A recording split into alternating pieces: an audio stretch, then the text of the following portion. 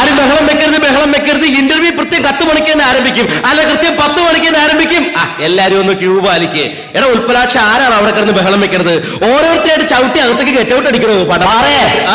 പൃഥ്വിരാജിനെ പോലത്തെ ഒരാൾ വന്നിട്ടുണ്ട്. പൃഥ്വിരാജിനെ പോലെ. ആരെ പോലെ? പൃഥ്വിരാജ്. എന്റെ ദൈവമേ, ഞാനിതുപോലെ നേരിട്ട് കണ്ടിട്ടില്ല പൃഥ്വിരാജിനെ. ഈശ്വര, പൃഥ്വിരാജിനെ പോലിരിക്കുന്ന ആളാ. കേറ്റി വിടാ വൃത്തികെട്ട രാജിനെ ഇങ്ങോട്ട്. ഓ എന്റെ പൊന്നോ.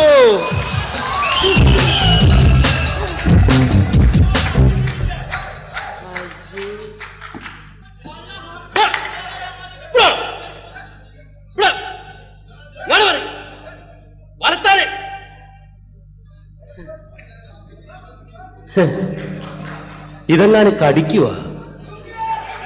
എന്തെന്നാടാ മുടി കാണിച്ചു വെച്ചേക്കണത്? സ്ട്രൈറ്റ് ചെയ്തതാ. എന്തെന്ന്? മുടി സ്ട്രൈറ്റ് ചെയ്തതാ. ഞാൻ ഓർത്ത് കറണ്ട് അടിച്ചതായിരിക്കുമെന്ന്. എന്തു കോലവാടോ മൊത്തത്തില്. ഇത് സീജറമോ അല്ല, പിന്നെ ഇതിന്റെ പേരാണ് ചിത്തഭ്രമം.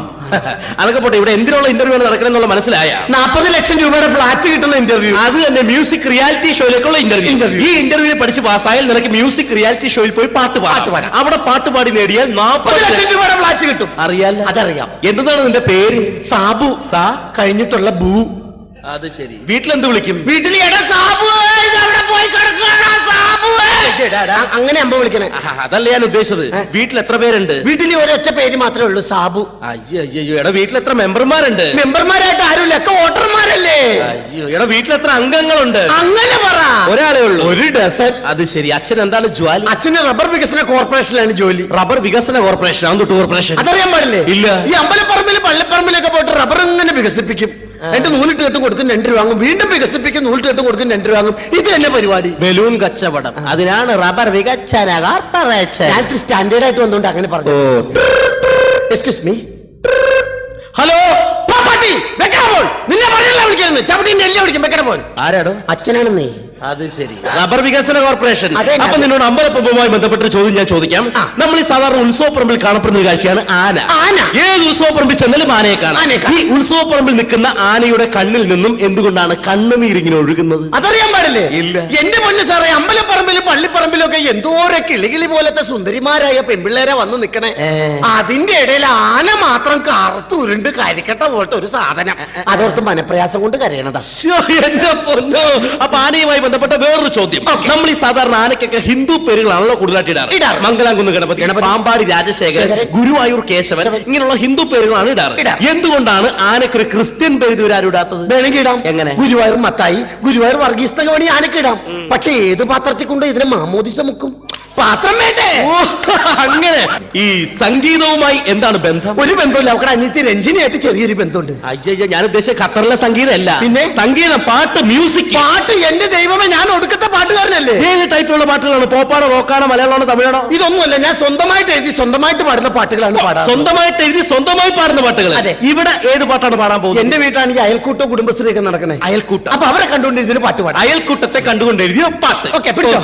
അയൽക്കൂട്ടം പെണ്ണുങ്ങൾ കമ്മറ്റി കൂടുമ്പോൾ ചൂലും കൊണ്ടോടി വാ ശാന്തേവാ. സീരിയൽ തുടങ്ങുമ്പോൾ കമ്മറ്റി നിർത്തിക്കോണം ഒലക്കേം കൊണ്ടോടി വാ ശാന്തേവാ. ശാന്തേവാ, ശാന്തേവാ. എങ്ങനെയുണ്ട്? അടിപൊളി, സൂപ്പർ. ഓക്കെ. നീ പാടി തുടങ്ങിയപ്പോ ഒരു ടെമ്പോ വന്നായിരുന്നു. പക്ഷെ പാടി തീരാറായപ്പോ വന്ന ടെമ്പോ അങ്ങോട്ട് പോയി. പൊക്കോട്ടെ, ഞാൻ ബസ്സിന് പൊക്കോളാം. സംഗതികൾ കംപ്ലീറ്റ് പുറത്തായിരുന്നു. ഇങ്ങോട്ട് വാ. എവിടെ പോണ്? മാന്യനാന്ന് വിചാരിച്ചെന്നിട്ട് പറഞ്ഞത് കേട്ടോ. എടോ, ഞാൻ അതല്ല ഉദ്ദേശിച്ചത്.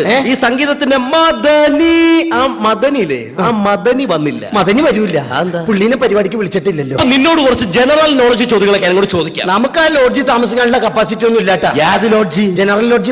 ജനറൽ ലോഡ്ജ് അല്ല, ജനറൽ നോളജ്, പൊതുവിജ്ഞാനപരമായ ചോദ്യങ്ങൾ. ഒന്നാമത്തെ ക്വസ്റ്റ്യൻ. നമ്മുടെ ഈ ഭൂമിയിലേക്ക് ആദ്യമായിട്ട് കുട്ടി ജനിച്ചു വീഴുമ്പോൾ എന്തുകൊണ്ടാണ് ആദ്യം അമ്മേ എന്ന് വിളിച്ച് കരയുന്നത്? അതിന്റെ അച്ഛനാരെന്നറിയാൻ പാടില്ലാത്തോണ്ട്. സമ്മതിക്കണം, ഇല്ലെങ്കിൽ ഞാൻ സമ്മതിക്കൂല. അതാണ് അടുത്ത ചോദ്യം. താനിങ്ങനെ ഒറ്റയ്ക്ക് നടന്നൊരു കാട്ടിലേക്ക് പോകുന്നു. കാട്ടിൽ പോകുന്നു. പെട്ടെന്ന് തന്റെ മുമ്പിലേക്ക് ഒരു സിംഹം ചാടി വീഴുന്നു. സിംഹം ചാടി വീഴുന്നു. അപ്പോൾ താൻ എന്ത് ചെയ്യും? അപ്പോൾ നമ്മൾ ഒന്നും ചെയ്യണ്ട, എല്ലാം സിംഹം വന്ന് ചെയ്തിട്ട് പൊക്കോളും. വെറുതെ നിന്നോർത്താ മതി. എന്റെ പൊന്നോ. അടുത്തത് വ്യത്യാസം പറയുക. പറയാം. നമ്മൾ സാധാരണ കഴിക്കാറുള്ള ആഹാര പദാർത്ഥങ്ങളാണ് സാമ്പാറും രസവും. സാമ്പാറും രസവും. ഈ സാമ്പാറും രസവും തമ്മിലുള്ള പ്രധാന വ്യത്യാസം എന്താണ്? പറയട്ടെ. പറ. സാമ്പാർ കഴിച്ചാൽ നല്ല രസം കിട്ടും, പക്ഷെ രസം കഴിച്ച ഒരൊറ്റ സാമ്പാർ പോലും കിട്ടൂല. ഓക്കെ, അടുത്ത വ്യത്യാസം പറയുക. പറയാം. ചപ്പാത്തിയും ചിക്കൻ ഗുനിയായും തമ്മിലുള്ള വ്യത്യാസം പറയുക. പറയട്ടെ. പറ. ചിക്കൻ ഗുനിയ കൊതുക് പരത്തുന്നു, ചപ്പാത്തി നമ്മൾ തന്നെ പരത്തണം. മിടുക്കൻ. അടുത്തത് ക്രിക്കറ്റുമായി ബന്ധപ്പെട്ട ചോദ്യം. എന്റെ ദൈവമേ, എനിക്ക് എന്നാ ഇഷ്ടമുള്ള കളിയാണെന്ന് അറിയാമോ? ക്രിക്കറ്റാ? പിന്നെ എങ്ങനെ? ഇന്നലെ കൂടി ഞാൻ 3 ഗോൾ അടിച്ച്. എടാ, ഈ ഗോളൊക്കെ അടിക്കുന്ന ടെന്നീസിലല്ലേ? അപ്പൊ കബഡിയുടെ കാര്യമല്ലേ പറയുന്നത്? എന്തെങ്കിലും ആവട്ടെ, ക്രിക്കറ്റ്. നമ്മുടെ ഇന്ത്യൻ ക്രിക്കറ്റ് ടീമിലെ ഏറ്റവും വേഗതയേറിയ കളിക്കാരൻ ആരാണ്? സച്ചിൻ ടെണ്ടുൽക്കർ. കറക്റ്റ് ആൻസർ, വളരെ ശരിയാണ്. എങ്ങനെയാണ് ഉത്തരം കിട്ടിയത്? കളിക്കാനായിട്ട് ഗ്രൗണ്ടിൽ പോണേ കാണാം, അപ്പൊ തന്നെ തിരിച്ചു പോണേ കാണാം. ഇത്രയും വേഗത ഞാൻ ഒരാൾക്കും കണ്ടിട്ടില്ല. എന്റെ പൊന്നോ, സമ്മതിക്കണം. ഇല്ലെങ്കിൽ ഞാൻ സമ്മതിക്കൂല. അതാണ്. അടുത്ത സ്പോർട്സുമായി ബന്ധപ്പെട്ട വേറൊരു ചോദ്യം. ഒരിക്കൽ ഒരു വേൾഡ് കപ്പിൽ നമ്മുടെ ഫുട്ബോളിൽ വിജയം നേടിയപ്പോൾ അന്നത്തെ ഫുട്ബോൾ താരം മറഡോണ സ്വന്തം ജേഴ്സി, അതായത് സ്വന്തം ഉടുപ്പിങ്ങനെ ഊരിയിട്ട് ആകാശത്തിലിട്ട് വട്ടം കറക്കി വിജയം ആഘോഷിച്ചു. ജയിച്ചപ്പോൾ ഉടുപ്പിങ്ങനെ ഊരിയിട്ട് അതുപോലെ തന്നെ അടുത്ത കാലത്ത് 2020 വേൾഡ് കപ്പിൽ നമ്മുടെ ഇന്ത്യൻ ടീം വിജയിച്ചപ്പോൾ ഇന്ത്യൻ ക്രിക്കറ്റ് താരം ധോണി സ്വന്തം ജേഴ്സി ഇതുപോലെ ഇങ്ങനെ ഊരിയിട്ട് ആകാശത്തിലിട്ട് വട്ടം കറക്കി വിജയം ആഘോഷിച്ചു. ഇതുപോലെ ഏതെങ്കിലും സ്പോർട്സ് താരം വിജയിക്കണം എന്നതിന് എനിക്ക് ആഗ്രഹമുണ്ടോ? ആഗ്രഹമുണ്ടോന്നോ? പറയട്ടെ. എന്റെ ദൈവമേ, ആ വിംബിൾട്ടൺ എന്നാണാവോ സാനിയ മിർസ ഒന്ന് ജയിക്കുന്നത്? പുതിയ നിസ്സാരമല്ലല്ല. ഇങ്ങോട്ട് വാ. അടുത്തത് PT ഉഷയുമായി ബന്ധപ്പെട്ടൊരു ചോദ്യം. ഈ PT ഉഷ എന്ന കളിക്കാരിക്ക് ഏത് കളിയിലാണ് സ്വർണം കിട്ടിയത്? തുമ്പിതുള്ളല. കബഡിയാ? PT ഉഷ. എടാ, ഒരു ക്ലൂ അങ്ങോട്ട് തരാം. ക്ലൂ പറഞ്ഞാൽ ഞാൻ ഇപ്പൊ പറയുമല്ലോ. നമ്മൾ കുറച്ചുപേര് ചേർത്ത് ഇങ്ങനെ ചീട്ട് കളിച്ചുകൊണ്ടിരിക്കും. ഈ ചീട്ട് കളിക്കുന്ന സമയത്ത് അങ്ങോട്ട് കുറെ പോലീസുകാർ വരുന്നു. ഈ പോലീസുകാരെ കാണുമ്പോ ചീട്ട് കളിക്കുന്ന നമ്മൾ എന്ത് ചെയ്യും? ഓടും.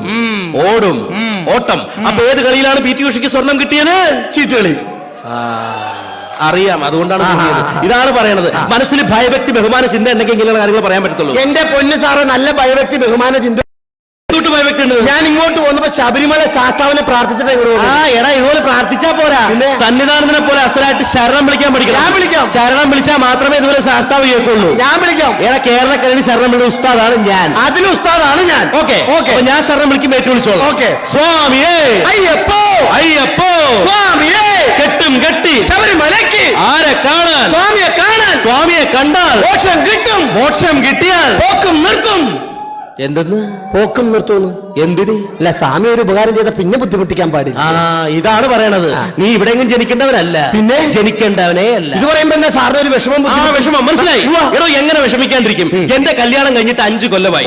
ഇതുവരെ എനിക്കൊരു കുഞ്ഞിക്കാലി കാണാനുള്ള ഭാഗ്യം ഉണ്ടായിട്ടില്ല. കുട്ടികളില്ല. ഈ കഴിഞ്ഞിടയിൽ എന്റെ ഭാര്യ ഒന്ന് ഗർഭിണിയായിരുന്നു. അവിടെ ഉണ്ടായ പ്രശ്നം എന്താ? എന്റെ ഭാര്യയുടെ വയറ്റിൽ കിടക്കണ കുട്ടി സ്ഥാനം തെറ്റി കിടക്കണം എന്ന് പറഞ്ഞ് ആകപ്പാട് ടെൻഷൻ കഷ്ടപ്പാടുമല്ലേ? അത്രയല്ലേ ഉള്ളൂ. ഇതുപോലെ എന്റെ രണ്ടാമത്തെ കുട്ടി ഉണ്ടായപ്പോ സ്ഥാനം തെറ്റി എന്ന് പറഞ്ഞാൽ എന്ത് പ്രശ്നമായിരുന്നു? എന്നെ തല്ലി ചമ്മന്തിയാക്കി പോലീസ് സ്റ്റേഷനിൽ കയറ്റി. കുട്ടി സ്ഥാനം തെറ്റി കിടക്കാന്ന് പറഞ്ഞാൽ സ്വാഭാവികമായിട്ട് സംഭവിക്കുന്നത്. അത് തല്ലണ്ട കാര്യം എന്നെ തല്ലി സാറേ. കുട്ടിയല്ലേ, പ്രസവമല്ലേ, സ്ഥാനമല്ലേ, ചിലപ്പോ തെറ്റും. അത് തല്ലണ്ട കേസ് എന്താണ്? എന്നെ തല്ലിയില്ലേ? ഞാൻ അറിയാൻ മേലഞ്ഞിട്ട് ചോദിക്കണം. ഈ കുട്ടി സ്ഥാനം തെറ്റിക്കിടന്ന് പറഞ്ഞില്ല, ഇടത്തോട്ടാണോ വലത്തോട്ടാണോ സ്ഥാനം തെറ്റിക്കിടന്നത്? ഇടത്തോട്ടും വലത്തോട്ടും ഒന്നല്ല സ്ഥാനം തെറ്റിക്കിടന്നത്. പിന്നെ എന്റെ ഭാര്യയുടെ വയറ്റിൽ കിടക്കേണ്ട കുട്ടി സ്ഥാനം തെറ്റി വേലക്കാരിയുടെ വയറ്റിൽ കിടന്ന്. അതിന്റെ ഒരു ചെറിയ